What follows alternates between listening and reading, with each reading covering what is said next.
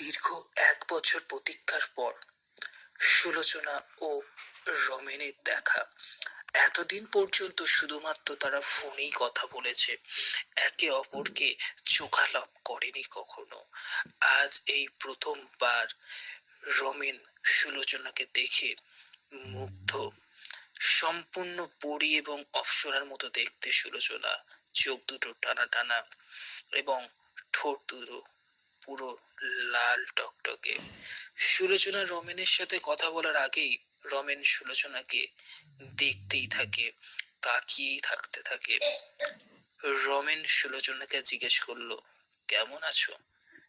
তখন সুলোচনা রমেনকে বলল, যেমন তুমি রেখেছো আমি ঠিক সেরকমই আছি। সেই কথা শুনে রমেন এত আনন্দ পেল, সেটা আর তার ভাবার সম্পূর্ণ বাইরে। রমেন বাড়ি থেকে ভেবেই এসেছিল যে সে সুলোচনাকে বিয়ের প্রস্তাব দেবে।